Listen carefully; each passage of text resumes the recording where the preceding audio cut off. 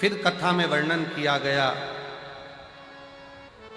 एक समय बदलता है।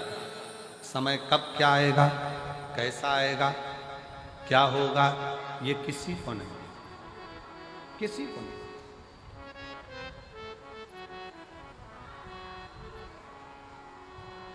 जन्म मरण परण, जन्म भी उस परमात्मा के हाथ में है, मृत्यु भी उस परमात्मा के हाथ में है, और परण भी उस परमात्मा के हाथ में है। परण मतलब शादी। डॉक्टर ने कह दिया कि बहू की डिलीवरी होगी, इतने तारीख को होगी, मालूम पड़ा दर्द आने लगे, 2 महीना, 3 महीना, 1.5 महीना, 1 महीना, 15 दिन, 6 दिन, 5 दिन पहले हो गए या 5 दिन बाद। लोगों ने देखकर कह दिया था तुम्हारे लड़की की शादी बस इस साल हो जाएगी, मालूम पड़े 1.5 साल निकल गया, शादी नहीं पक्की। विवाह ही पक्का नहीं।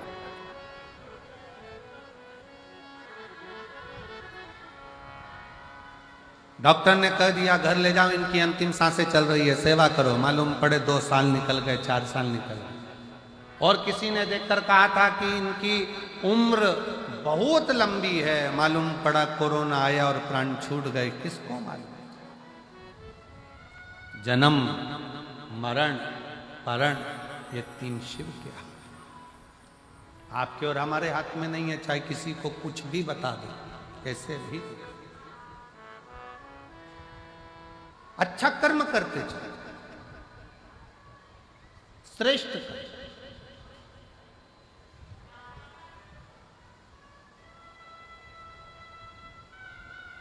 शिव कथा कर रही है, भगवान शंकर का चरित्र कर रहा है, शिव महापुराण की कथा कर रही है। समय बताकर नहीं आएगा, सांप बताकर नहीं आएगा, संपत्ति बताकर नहीं आएगी, समय बताकर नहीं जाएगा, सांप बताकर नहीं जाएगा, संपत्ति बताकर नहीं जाएगी कि कब जा रही है, कब आ रही है, कैसे आ रही है, कैसे। इसलिए समय का सदुपयोग करो, संपत्ति का सदुपयोग करो। आया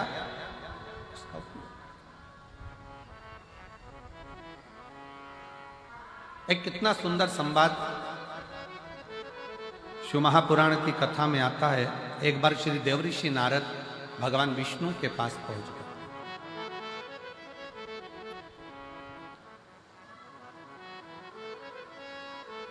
श्रीमन नारायण, श्रीमन नारायण, श्रीमन।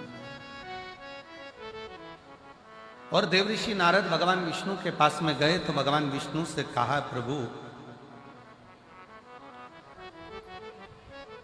मनुष्य के पास कब समय अच्छा आता है, कब बेकार आता है, उसको मालूम नहीं पड़ पाता। कब उसे संपदा मिलेगी, कब नहीं मिलेगी, उसको ज्ञात नहीं हो पाता।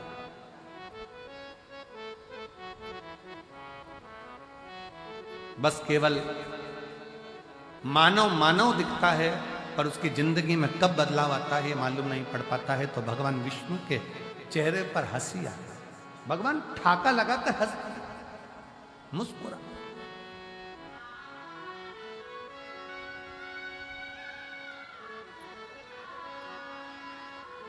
खूब हंसे और नारद जी का हाथ पकड़कर भगवान नारायण उनको शंकर जी के पास में ले गए। बाबा भोलेनाथ बैठे थे। शंकर भगवान को नारद जी का कोई संवाद नहीं मालूम है, शंकर भगवान को भगवान विष्णु का कोई संवाद नहीं मालूम है, शंकर भगवान को इन दोनों की कोई बात नहीं मालूम है। पर पहुंचे और पहुंचते से भगवान शंकर हंसना प्रारंभ हो गए, शिव जी मुस्कुराना प्रारंभ हो गए। नारद जी से सहन नहीं हुआ। नारद जी ने पूछ लिया, प्रभु हमने ना तो हमारी बात आपने सुनी, ना भगवान विष्णु की बात आपने सुनी, और आप हंस रहे, आप मुस्कुरा रहे, इसका कारण क्या? भगवान शंकर ने कहा, नारद मैं जानता हूं कि तुम क्या पूछना चाहते हो, कि संसार सागर में सब एक जैसे नजर आते हैं, पर ना जाने किसका ग्रह, किसका समय कब बदल जाए और कौन कहां बैठ जाए, इसका भरोसा नहीं किया जा सकता। इसका भरोसा नहीं किया जा सकता।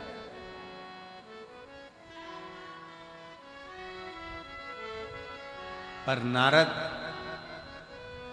व्यक्ति, मनुष्य अपने कर्म को करता करता करता करता करता करता एक जैसा दिखता दिखता अंदर से पूर्ण तरह से खाली होता चले जाता।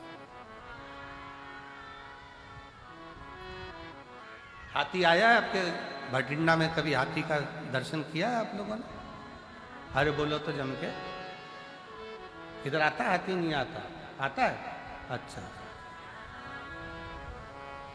नहीं तो टीवी में तो आजकल रोज आता है छोटे छोटे बच्चों के लिए, एक मोटा हाथी। नहीं, टीवी में तो बच्चों को खाना भी माता है वो हाथी दिखा के खिलाती है आजकल। जब तक मोटा हाथी चालू ना करो जब तक वो खाना नहीं खाए।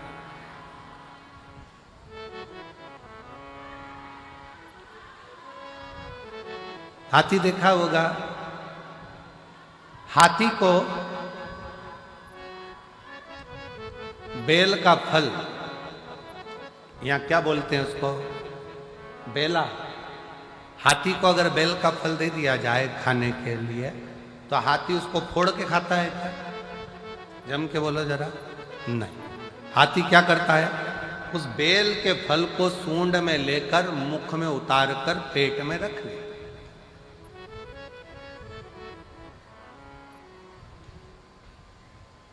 फिर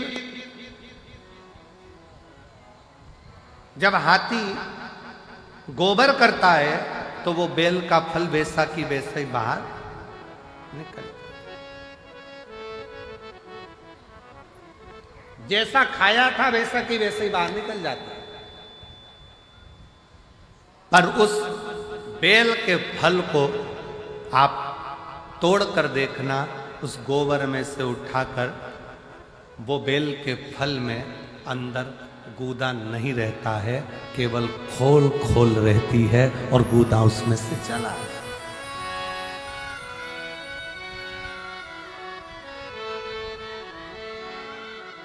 बेल का फल वैसा की वैसा ही। हाथी को जो बेल का फल तुमने खिलाया, बेल फल जो तुमने खिलाया, वो बेल फल हाथी ने खाया। खाने के बाद हाथी उस बेल के फल को खा लिया। गोबर में वो बेल वैसा की वैसा ही जैसा तुमने खिलाया था, एक दिन दो दिन में वो निकल गया। पर उस बेल के फल में अंदर जो गुर्दा रहता है, बेल के फल के अंदर जो गुर्दा भरा होता है, वो गुर्दा पूरा की पूरा खाली था, केवल खोल खोल थी और अंदर कोई गुर्दा नहीं, कोई गुर्दा नहीं। भगवान शंकर कह रहे हैं, नारद, जैसे केवल खोल रह जाती है और हाथी का पाचन क्रिया से वो गुर्दा बाहर निकलकर हाथी उसको पचा लेता है, उसी तरह संसार सागर में जब मनुष्य आखिरी में इस संसार को छोड़कर जाता है तो केवल एक खोल रह जाती है, बाकी का तो जो परमात्मा का था वो परमात्मा में विलीन होता है। परमात्मा का परमात्मा में मिल गया, भगवान का भगवान में मिल गया, परमात्मा का परमात्मा में समाहित हो गया।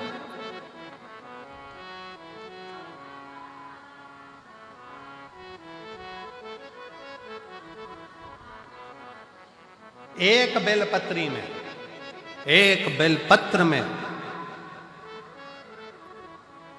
एक बेलपत्र में वो तत्व होता है।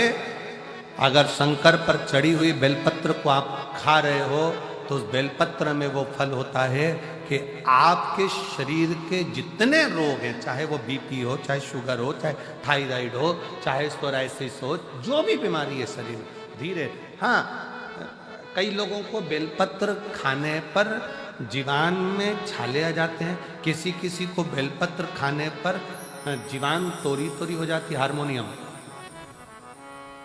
बेलपत्र खाने पर कई बार जीवान तोरी तोरी हो जाती है, बेलपत्र खाने पर कई बार मुख में छाले आ जाते हैं, बेलपत्र खाने पर कई बार भोजन में स्वाद नहीं आता है। भोजन में स्वाद नहीं आ पाता है। तो निवेदन है, आप ऐसे नहीं खा सकते तो उसको पीसकर गोली बनाकर पानी से निगल जाए।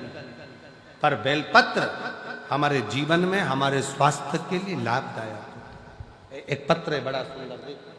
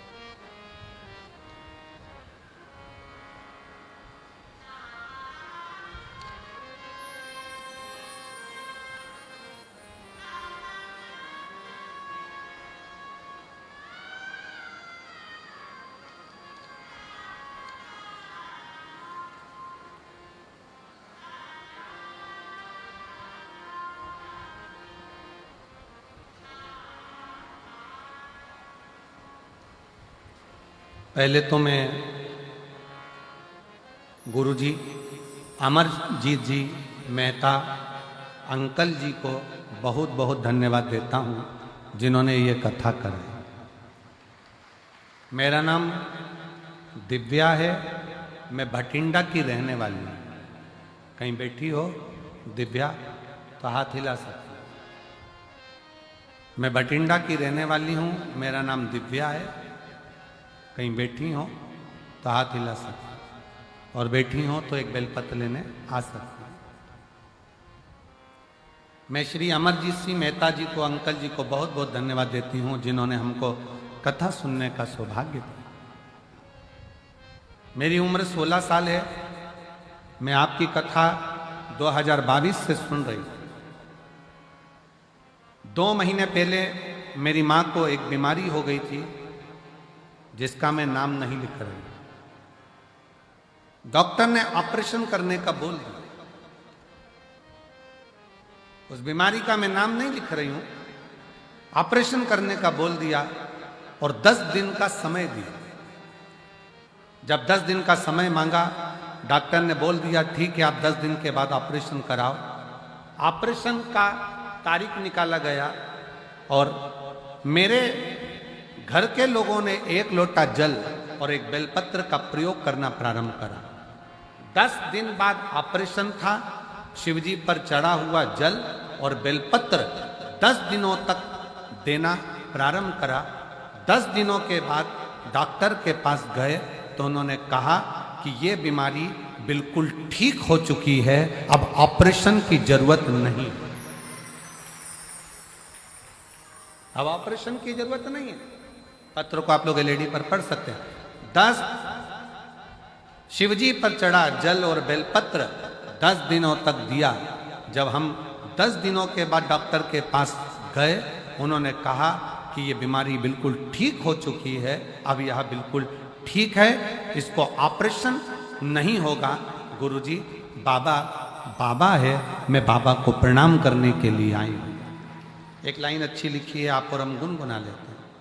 तेरे दरबार की बाबा निराली शान देखी है, तेरे दरबार की बाबा निराली शान देखी है। तुझे देते नहीं देखा, पर झोली भरी देखी है। मुख दुनिया मोड़ेगी, बाबा तू मुखड़ा मोड़े। मुख दुनिया मोड़ेगी, बाबा तू मुखड़ा मोड़े। आप शिव की आराधना किस भाव से कर रहे हैं? आप शंकर को कैसे रिझा रहे हो?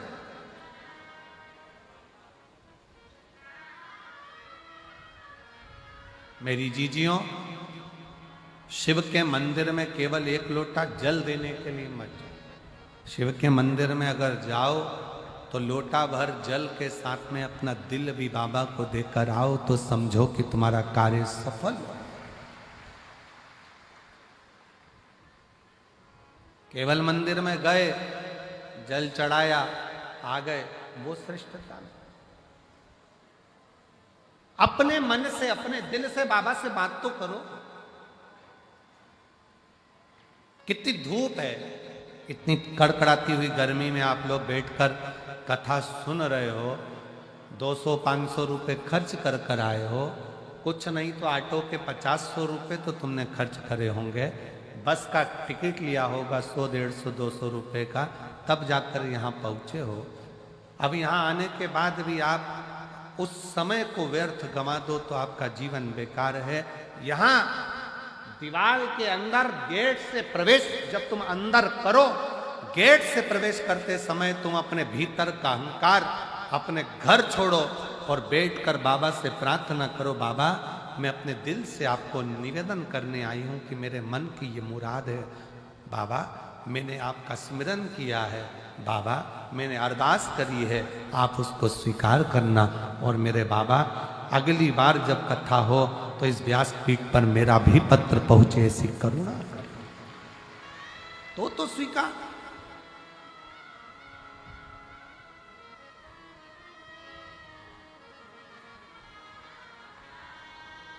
शिव पर करा भरोसा टूटता नहीं है। पक्षी और मनुष्य में एक बड़ा अंतर है। पक्षी और मनुष्य में एक सबसे बड़ा अंतर है। पक्षी अपने साथ के पक्षी को उड़ाने का प्रयास करता है और मनुष्य उड़ता हुआ व्यक्ति को गिराने का प्रयास करता है। इन दोनों में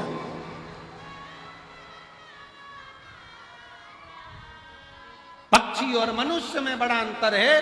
पक्षी, एक पक्षी अगर उड़ नहीं रहा है उसको उड़ाने का प्रयास करेंगे, पक्षी उड़ नहीं रहा है उसको उड़ाने का प्रयास करेंगे। पक्षी सामूहिकता में एक साथ आकाश में उड़ते हैं, उड़ाने का प्रयास करते हैं। एक पक्षी थक जाता है, दूसरा पक्षी उससे कहता है घबराना नहीं, मंजिल आने वाली है, उड़ते रहे, मंजिल आने वाली है, और आगे बढ़ना है, और ऊपर जाना है, उड़ते रहे, मंजिल आने वाली है। पक्षी अपने साथ के पक्षी को मंजिल तक पहुंचाने का प्रयास करता है। और मनुष्य कोई उड़ रहा है, आगे बढ़ रहा है, बहुत उन्नति कर गया, बहुत तरक्की कर गया, तो मनुष्य अंदर से ईर्ष्या रखकर उसका पांव पकड़कर खींचने का, जमीन पर गिराने का प्रयास करता है। निवेदन है, पक्षी सामूहिकता में रहकर दूसरे को आगे बढ़ाने का प्रयास करते हैं और मनुष्य सामूहिकता में मिलकर एक दूसरे को गिराने का प्रयास करते हैं कि अपन इकट्ठे होकर इसको जमीन पर पटक देंगे। ये आगे कैसे बढ़ गया, ये तरक्की कैसे कर गया, ये कुर्सी पर कैसे बैठ गया, ये सिंहासन पर कैसे बैठ गया, ये आगे कैसे बढ़ गया, इसके पास पद कैसे आ गया, इसके पास पैसा कैसे आ गया, इसके पास प्रतिष्ठा कैसे आ गई। उसको दिखता नहीं है कि उसने पूर्व में मेहनत कितनी करी है, उसको दिखता नहीं है कि उसने संघर्ष कितना करा, बस गिरा रहा है।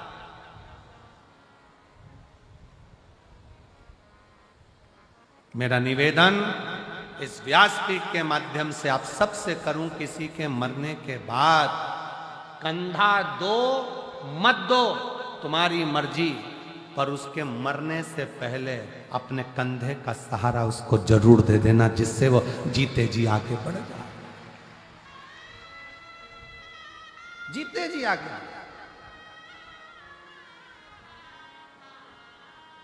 होली आ रही है, 13 तारीख को रात्रि को होली जलेगी, 14 तारीख को खेली जाएगी। हमारे सीहोर में कुबरेश्वर बाबा के सुंदर आनंद में 5 मंदिर में हम भी कैसरिया जल चढ़ाने के लिए बाबा को जाते हैं। महादेव की होली सीहोर में मनाते हैं, वो 15 मार्च की रहेगी। सुबह 9 बजे चमत्कालेश्वर मंदिर से हम निकलेंगे, बाबा को जल चढ़ाते हुए, गुलाल चढ़ाते हुए। जो सीहोर के आसपास के हैं, बाबा की, आपने ब्रज की होली देखी होगी, काशी की मसाने की होली देखी होगी। एक बार योग लगे तो सीहोर में 15 मार्च को आकर सुबह 9 बजे जरूर होली देखें कि बाबा महादेव की होली कैसे हो। होली आ रही है, निवेदन है,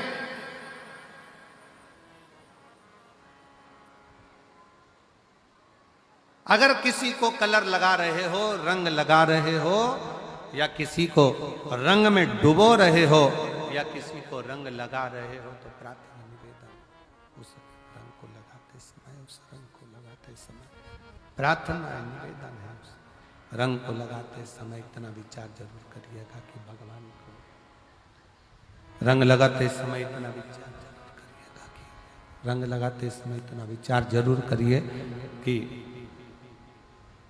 हम जिसको रंग लगा रहे हैं, हम जिसको रंग लगा रहे हैं, इतना विचार जरूर करना कि इसके साथ जिंदगी में हम कभी अपना रंग बदलेंगे नहीं, इसको और गहरा करते जाएंगे, करते जाएंगे और करते जाएंगे।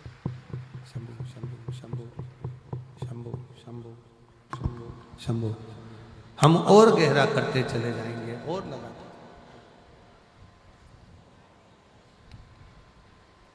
शंभु पड़ी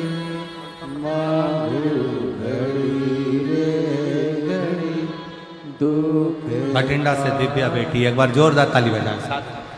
दया करी न दर्शन आपो, शंभु शरण पड़ी माहू घड़ी रे घड़ी, दुख काटो दया करी न दर्शन आपो। कलर लगाओ, खूब लगाओ, गुलाल लगाओ, खूब लगाओ, पर जिसको रंग लगा रहे हो उसमें एक प्रेम का रंग भी जोड़ो कि हम आखिरी तक ये रंग ना बदले, ये रंग ना बदले। समय बदलता रहेगा, जीवन बदलता रहेगा, पर आज के मनुष्य भी अपना रंग बदल रहे।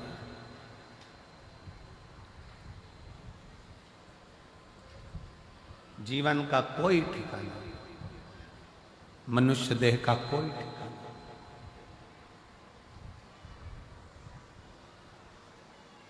माता पार्वती जी शिव जी की आराधना करती हैं, शिवलिंग का निर्माण करती हैं, पार्थिव लिंग का निर्माण करती हैं, पार्थिव लिंग का। कल एक बहन ने पत्र लिखा, हम अमरजीत सिंह मेहता जी के यहाँ जहाँ हम रुके हुए हैं वहाँ वो पत्र है हमारे कक्ष। उसने पत्र में लिखा कि गुरुजी, हम पंजाब के गांव में रहते हैं और उस गांव के अंदर शंकर का मंदिर नहीं है, शिव का शिवालय नहीं। अब हम जल कैसे चढ़ाएं, या भगवान से हमें अरदास करना हो, प्रार्थना करना हो, विनती करना हो तो कैसे करें? हमारा निवेदन है, जरूरी नहीं है कि आप मंदिर ढूंढोगे, जल चढ़ाने जाओगे। आप तो एक लोटा जल अपने बगीचे में, अपने घर में पौधा हो, वृक्ष हो, कोई गमला हो, उस गमले में भी अगर मिट्टी का ढेला उठाकर एक लोटा जल अगर आप उस पर समर्पित कर रहे हो तो भी वो शिव स्वीकार कर रहा है।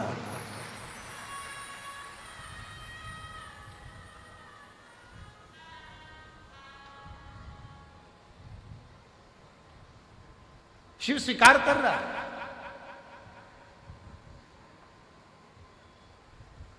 भगवान शंकर उसको स्वीकारेंगे। आप गमले में भी अगर पार्थिव लिंग का निर्माण कर रहे हो, आपको ज्यादा कुछ नहीं करना है, केवल एक मिट्टी के ढेले को उठाना है, गमले के अंदर ही रखा है, एक लोटा जल बाबा को चढ़ा दिया, बाबा से प्रार्थना कर ली, बाबा से विनय करा, उसने स्वीकार। जरूरी नहीं कि आप कहीं जाओगे तो स्वीकार होगा।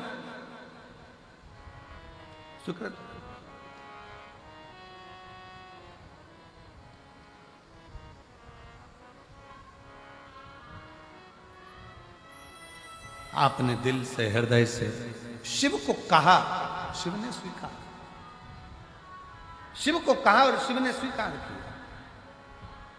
आ जाइए, आ जाइए, क्या हुआ है, आ जाओ। और शंभु बेल पर पड़ी मांगो घड़ी रे घड़ी दुख काटो, दया करी न दर्शन आपो, शंभो शरण पड़ी मांगो घड़ी रे घड़ी दुख काटो, दया करी न दर्शन आपो, शंभु शरण में पड़ी मांगो घड़ी। शिव से प्रार्थना, शंकर से विनय निवेदन आप जितना दिल से करेंगे, जितना भाव से करेंगे, जितना हृदय से करेंगे, शिव उसको स्वीकार करे, शंकर उसे स्वीकार करे।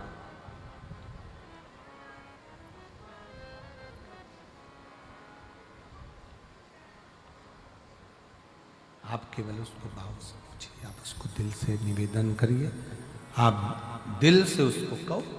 पार्वती जी ने पार्थिव शिवलिंग का पूजन करा, पार्थिव शिवलिंग की आराधना करी, पार्थिव शिवलिंग की विनय करा, निवेदन करा, अर्चना करी। और पार्थिव शिवलिंग का पूजन माँ पार्वती जी करती हैं। भगवान शंकर पार्वती जी की परीक्षा लेते हैं, बार बार लेते हैं।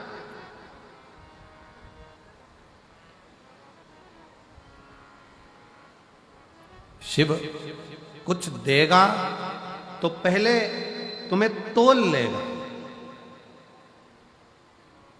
शंकर देने से पहले तुम्हें तोल लेगा।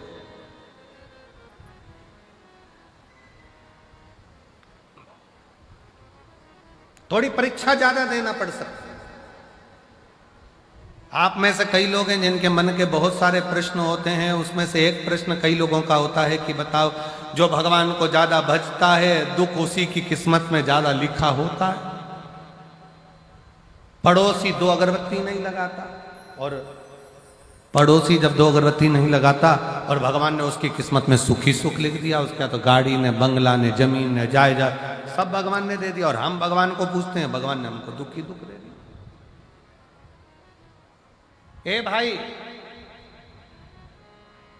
ये विचार अपनी बुद्धि में लेकर मत आओ, बल्कि ये विचार लेकर आओ कि सोने को जितना तपाया जाएगा, जितना तपाया जाएगा, सोना उतना उतना निखर कर आएगा, और निखर कर आएगा तो क्वालिटी अच्छी बनती चली जाएगी।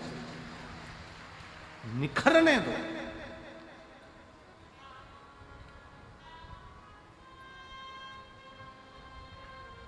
निखर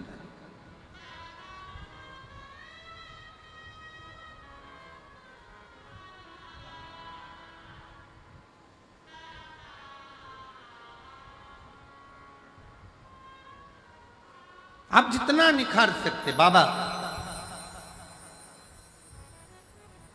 थोड़ा तपाएगा, थोड़ा कष्ट दे सकता है, थोड़ी थोड़ी फाइलें ज्यादा मोटी होती है तो निपटने में समय लग सकता है। एक फोटो लगा, एक पत्र है, जरा ध्यान दे।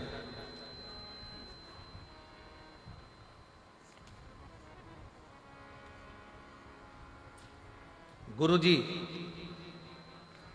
किरण गोयल, जिला मानसा बरेठा मंडी से रहने वाली हूँ। मेरा मोबाइल नंबर ये है, कहीं बैठी हूँ तो हाथ हिला सकते हैं। किरण गोयल, जिला मानसा बरेठा मंडी से रहने वाली हूँ। मेरा मोबाइल नंबर ये है, कहीं बैठी हूँ तो हाथ हिलाकर एक बेलपत्र लेने के लिए आ सकते। अब इसमें मेरे पति के पाँव में एक बीमारी हो गई जो 20 साल से है, जिससे पति के पाँव से, पहले पाँव को देखेंगे आप लोग एलईडी पर, पाँव से 20 साल से लगातार खून बहता है। और उस बहन ने लिखा, वो किरण गोयल ने लिखा, ऐसा कोई डॉक्टर नहीं है भारत का जिसके पास इलाज ना करवाए। पूरे भारत का ऐसा कोई विशेष डॉक्टर नहीं जिसके पास इलाज ना करवाए। शरीर में से ये पांव का फोटो है, जिसमें से लगातार रेगुलर पांव में से खून बहता ही रहता है, लगातार पांव में से खून बहता है। 20 साल हो गए और 20 सालों से जख्म जैसा कि जैसा ही है। डॉक्टर इसको कुछ बोलते हैं, कोई कुछ बोलता है, पर इलाज इसका नहीं। तब 2023 में किसी के कहने पर, पड़ोसन के बोलने पर मैंने कथा श्रवण करना प्रारंभ करा। और 2023 में किसी के काम से पड़ोसन के घर गई, और काम से जब पड़ोसन के घर गई तो वहां पर आपकी कथा हो रही थी। बस वहीं से मुझे भी भोलेनाथ की कथा से लगन हो गई और मैं भी सुनने लगी। तब से बाबा की कृपा ऐसी हुई, एक लोटा जल शिव जी पे चढ़ाती, एक बेलपत्र लाती, पति को देती, और बाबा की कृपा से अब उनके पांव से खून निकलना बंद हो गया और पांव ठीक होना प्रारंभ हुआ। जो 20 साल से हो रहा है, 20 वर्ष जो लगातार होता रहा। मेरा नाम किरण गोयल, जिला मानसा, बरेठा, मंडी से रहने वाली हूं। मेरा मोबाइल नंबर ये।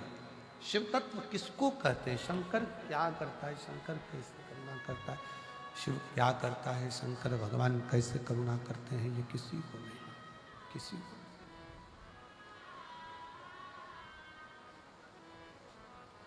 आप तो उसको पुकारो, हृदय से विनय करो, निवेदन करो। पार्वती मैया भगवान शिव की आराधना करती हैं और भगवान शंकर पार्वती जी को प्राप्त होते हैं।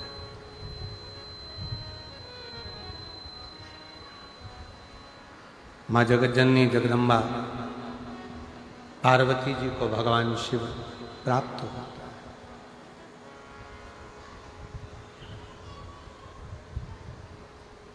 बहुत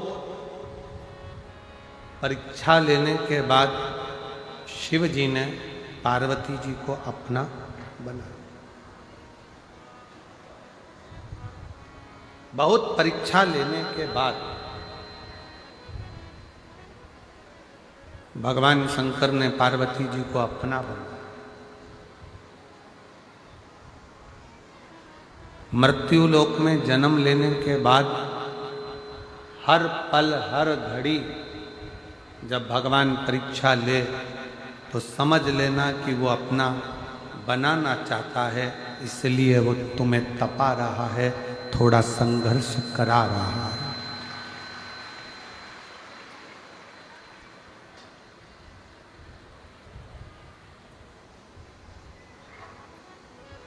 तपस्या और समस्या ये दो हैं।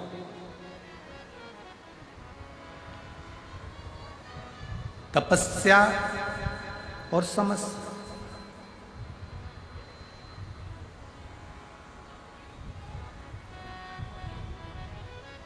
आज के समय में जितने लोग तपस्या में नहीं लगे हैं, उससे दुगने लोगों को समस्या है।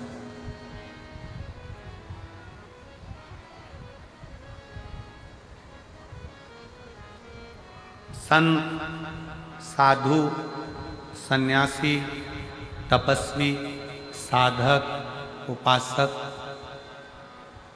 क्यों कंदरा में जाकर बैठते हैं, क्यों एकांत में जाकर बैठते हैं, क्यों गंगा जी के घाट पर, यमुना जी के घाट पर, नर्मदा जी के घाट पर, सरयू के घाट पर क्यों बैठते हैं? तपस्या क्यों करते हैं? भगवान को पाने की।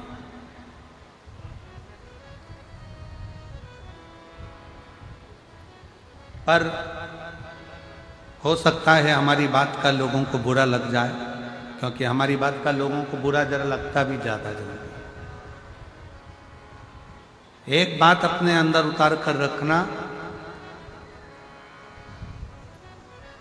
बड़े से बड़े संत से भी बड़ा आज के ज़माने में घर में रहने वाला एक व्यक्ति है जो समस्या में घिरे होने के बाद भी कम से कम 2 मिनट बैठकर भगवान को याद तो कर रहा है। इतना भी बहुत।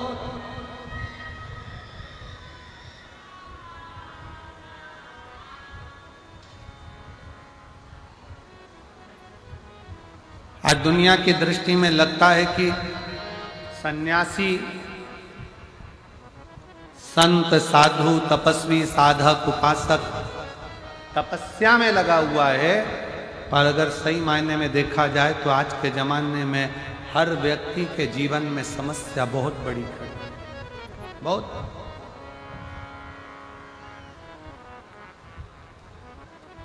आज के मायने में अगर देखा जाए तो समस्या बहुत बड़ी। संत तपस्या करने के लिए गंगा जी के घाट पर जाते हैं। सन्यासी, साधु, तपस्वी, साधक, उपासक नर्मदा जी के घाट पर या कहीं आश्रम में या कहीं एकांत में क्यों जाते हैं? तपस्या करने। पर वो माया में ऐसे घिराते चले जाते हैं कि तपस्या तो हो नहीं पाती, पर समस्या में घिरते चले जाते हैं। समस्या।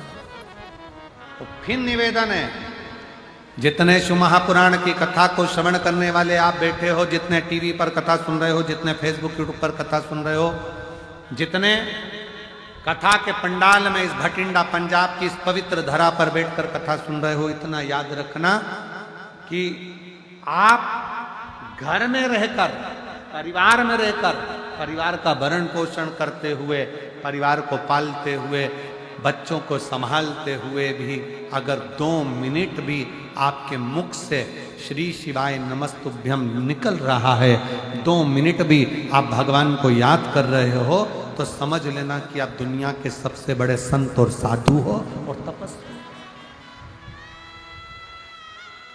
आप बहुत बड़े साधक,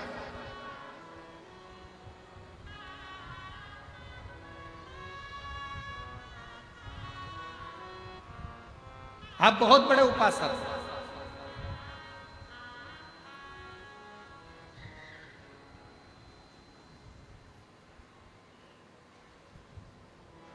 अभी अभी कुंभ देखा होगा आप लोगों ने, कुंभ का दर्शन करा होगा, महाकुंभ का। महाकुंभ के दर्शन में इतने बड़े बड़े संत, साधु, तपस्वी, साधक, उपासक उस कुंभ के मेले में पहुंचे भगवान की भक्ति करने के लिए। पर जनमानस की दृष्टि में भगवान को तो लोग कैच करना भूल गए। मालूम पड़े वहाँ हीरो हीरोइन को कैच कर रहे, आईटी बाबा को कैच कर रहे, कहीं किसी महिला को कैच कर रहे, कहीं माला बेचने वाली को कैच कर रहे। शिव महापुराण की कथा कहती है, आप अगर शिव महापुराण की कथा में आकर बैठे हो, या कुंभ के मेले में गए हो, या हरिद्वार गए हो, या 4 धाम की यात्रा करने गए हो, या भगवान का भजन करने के लिए गए हो, या जितनी देर गुरुद्वारे में आप पहुंचे हो गुरु की वाणी को श्रवण करने के लिए, मत्था टेकने के लिए, उतनी देर तुम्हारी दृष्टि में कोई दूसरा नहीं होना चाहिए। उतनी दृष्टि में केवल मेरा वाहे गुरु हो और शिव हो, राम हो, कृष्ण हो, शंकर हो, जो तुम्हारा इष्ट हो, जो बोले सो निहार, उतनी देर तुम्हारी दृष्टि में परमात्मा होना चाहिए। पर हमारी दृष्टि भटकती। तपस्या और समस्या दोनों साथ चलते हैं।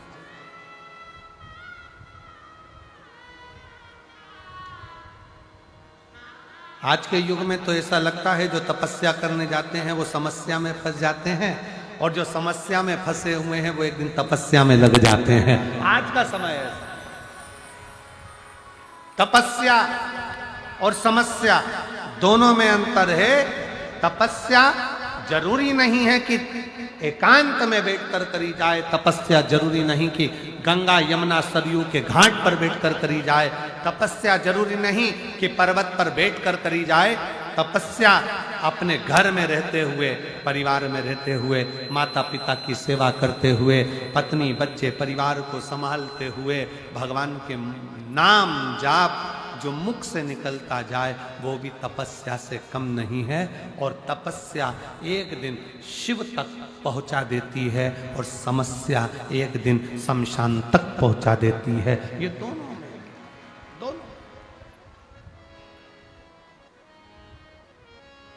बिना भटके, बिना भटकाव के।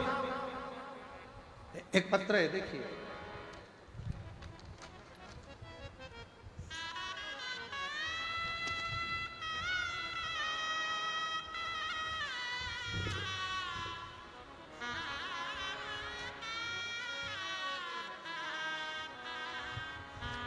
मैं आशा सैनी सिरसा हरियाणा से आई हूं। मैं आशा सैनी सिरसा हरियाणा से आई हूं। मेरा मोबाइल नंबर ये है। कहीं बैठी हो तो हाथ हिला, आप ही हैं, आ जाइए। तो यहीं से चढ़कर मत आ जाना, बाजू की बाजू से है, थोड़ा सा जहां से रास्ता है वहां से आइए। मैं आशा सैनी निवासी सिरसा हरियाणा से हूँ। मेरा मोबाइल नंबर ये है। एक लोटे जल का मैं क्या वर्णन करूं गुरुदेव। एक लोटा जल और बेलपत्र चढ़ाना मेरे लिए बहुत फायदेमंद हुआ। मैंने आपकी कथा सिरसा में 2 बार सुनी, पिछले बार भी सुनी, इस बार भी सुनी। गुरुदेव, पिछले वर्ष मैंने बाबा से जो मांगा मेरे बाबा ने कृपा करी। इस वर्ष जो मैंने बाबा से विनय करी थी, मेरे 2 बेटे हैं गुरुदेव। एक 13 साल से सरकारी नौकरी का प्रयास कर रहा है और दूसरा बेटा 7 वर्ष से सरकारी नौकरी की तैयारी कर रहा है। गुरुदेव, पिछली बार मैंने अपने बच्चों से कहा था कि पंडाल में बैठकर बाबा से मांगो तो सरी बाबा देता है। जब आपकी पहली कथा सिरसा में हुई, बच्चों को विश्वास नहीं हुआ। अभी 1 महीने पहले ही आपकी कथा बाबा के सिरसा में हुई। मेरे दोनों बच्चों ने, जो 13 साल से तैयारी कर रहा था, 7 वर्ष से तैयारी कर रहा था, दोनों बच्चों ने कथा श्रवण करी, बाबा को प्रणाम करा, अपनी मेहनत 4 गुनी करी और आज बाबा की कृपा से दोनों की सरकारी नौकरी हो गई। इसलिए मैं बाबा को यहां प्रणाम करने के लिए। अब सिरसा की कथा को कितना दिन हुआ है रे भाई? ज्यादा से ज्यादा शिवरात्रि के प्रथम में 10, 12, 15 दिन के ही। आओ आओ। मेरे दोनों बेटों का सरकारी नौकरी का लेटर आ गया। मैं बाबा को प्रणाम करने के लिए, मैंने बोला था जैसे ही लेटर आएगा, जहां कथा चल रही होगी मैं जाकर प्रणाम करूंगा।